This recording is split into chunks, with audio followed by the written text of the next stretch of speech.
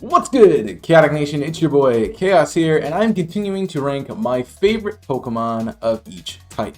This list comes from my experiences playing through the Pokemon franchise over the past several years. The order of this series is based on my least favorite type to my most favorite type, and I will be covering all of the 18 types.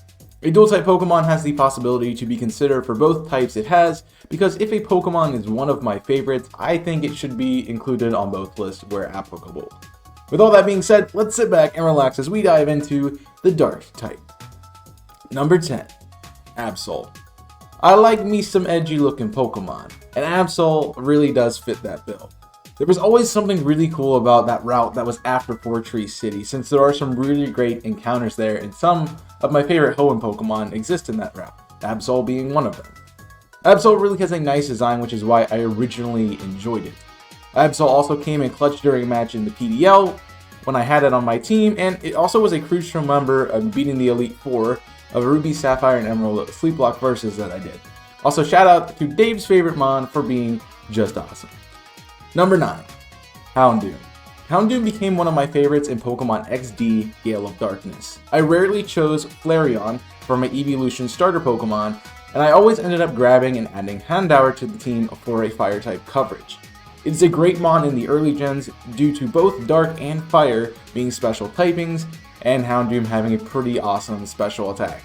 It's also a really awesome design and just a great concept in general for a Pokemon. I don't like how difficult it can be to come by in some of the games that you find it in, but I've always really enjoyed using it on my teams when I can. Number 8, Cacturne. Cacturne's a rare case when it comes to choosing some of your favorite Pokemon. I really have no connection to Cacturne since I've never used it in a Let's Play or never had it on a competitive team, but I really like this Pokemon. The other weird thing about this Pokemon is that I really don't like its pre-evolution Cacnea. What sells Cacturne is the design for me. It's based on a scarecrow, but it just seems to be a little bit different. It kind of reminds me of the old Western Desperados, which were in the TV shows I watched with my granddad. I like how it's not a rock or ground type that also thrives in the desert. It just makes it a really cool concept for a desert type Pokemon. It's sort of an obscure Pokemon, but it is one that I really like. Number 7, Grimmsnarl. At first, I didn't like this Pokemon, but it grew on me as I began to build teams for competitive in Sword and Shield. I also found Grimmsnarl to be a great counter to many strategies, and is also one of the best taunt users I've ever seen. I've used it and I've enjoyed using it as a good member of my team, and I've also enjoyed the concept of this Pokemon. I'm really looking forward to adding it to some of my competitive teams moving forward, especially when it comes to Draft League. Number 6, Tyranitar. When I think of dark types, I automatically think of Tyranitar.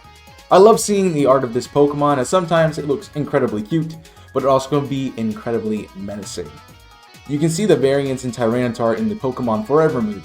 It is a dark Tyranitar, and it causes mayhem in order to catch Celebi. Tyranitar might not have the best typing, but it's incredibly powerful when it is used correctly. And I really like how Tyranitar really made a presence in the VGC and Sword and Shield. I'm only kind of concerned about its quad weakness to fighting, which doesn't allow me to use it too much because I'm deathly scared of that. But in general, it's just a really cool Pokemon.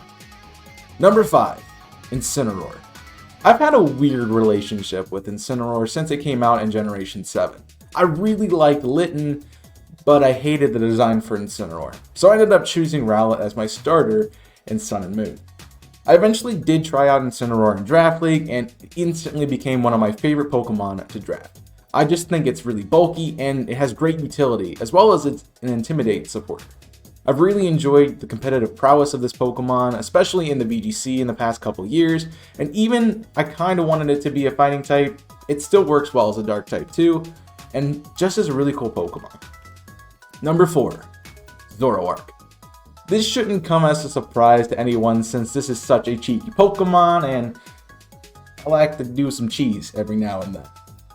The whole point of this Pokemon comes down to the mind games you have with your opponent. Zoroark could be any Pokemon on your team, so your opponent never knows which Pokemon is actually on the field, or if that Pokemon is a Zoroark. I've had a great time running this Pokemon on a team with Gengar, who both share a similar moveset and a great special attack stat, and it can cause mass confusion. The other thing about Gengar and Zoroark as a pair is that they really cover each other's weaknesses well. Zoroark covering the psychic weakness of Gengar, and Gengar's ghost typing being immune to the power of fighting against Zoroark. So if you get it correct, you might get a free turn and just obliterate your opponent, which is amazing and can cause a lot of holes on your opponent's team that allow you to win. I've just enjoyed the mass confusion that can happen when Zoroark is played well, and it's made me really like using it. Zoroark also has a really awesome shiny and a pretty interesting story in Generation 5. Number 3, Sableye. I had a Sableye in my first playthrough of Pokemon Emerald, and I don't know why I enjoyed it so much, but I did. Kevin really held down the team and was my best way to beat Brawly.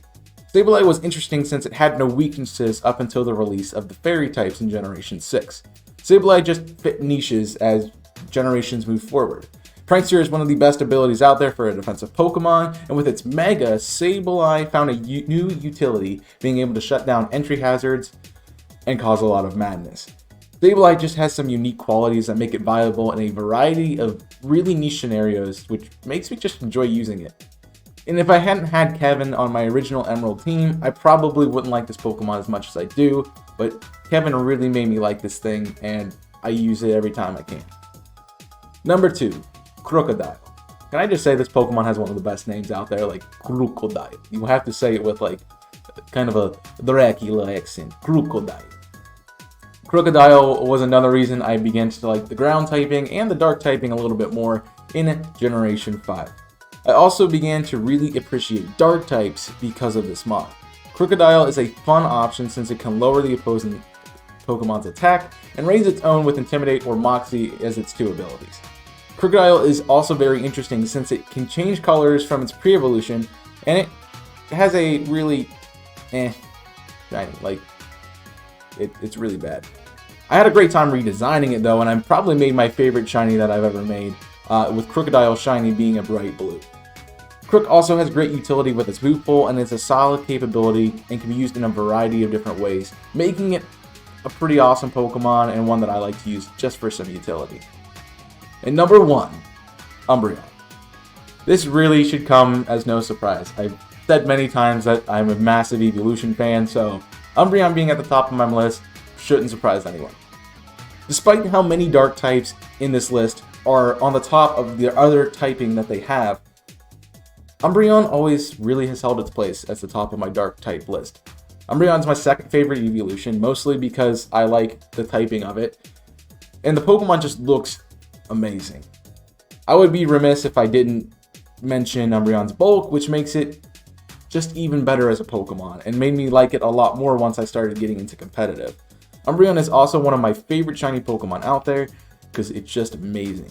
It's a subtle change, but really great.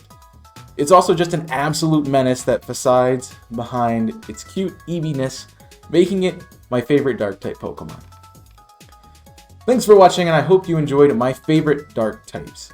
Let me know what your favorite Dark-type Pokemon is in the comment section down below. And if you enjoyed this video, make sure you leave a like and subscribe to help out this channel and YouTube's ever-changing algorithm. Feel free to check me out on other platforms as well, such as Twitter, Discord, and Twitch for live content, and just to stay connected with the community. Thanks for watching, and until next time, my name's Chaos, and I'm signing off. Stay safe, and as always, burn it up.